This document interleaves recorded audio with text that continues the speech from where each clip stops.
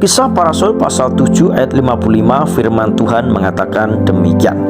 Tetapi Stefanus yang penuh dengan Roh Kudus menatap ke langit, lalu melihat kemuliaan Allah dan Yesus berdiri di sebelah kanan Allah.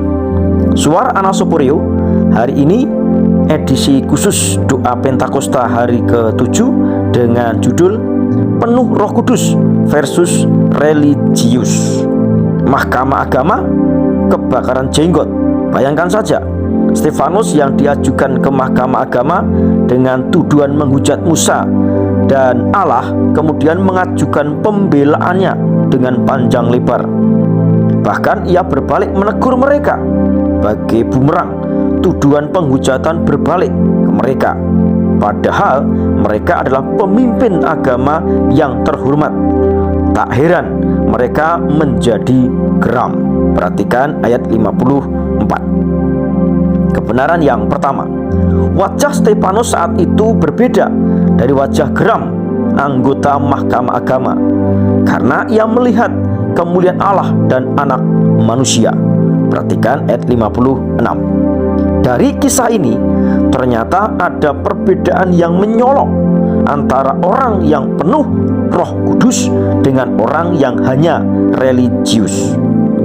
Kebenaran yang kedua, pernyataan Stefanus tentang penglihatannya dianggap keterlaluan oleh anggota Mahkamah Agama. Akibatnya ia diserbu, diseret, dan dirajam batu.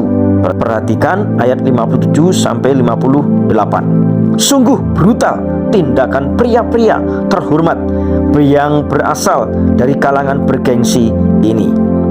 Betapa berbahayanya orang yang hanya religius tetapi tidak dipenuhi Roh Kudus. Kebenaran yang ketiga, Stefanus bisa mengampuni orang yang menyiksa dia karena kuasa Roh Kudus. Perhatikan ayat yang ke-60. Orang yang dipenuhi Roh Kudus mudah mengampuni.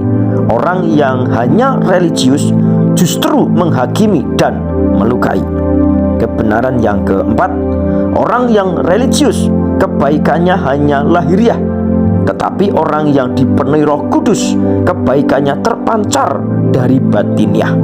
Kekasih Tuhan, jangan hanya religius, tapi penuhlah dengan Roh Kudus. Hari ini saya mendeklarasikan, tidak ada lagi kebosanan dan kekosongan, karena kita bukan seorang yang hanya religius, tetapi kita adalah orang yang dipenuhi Roh Kudus. Haleluya.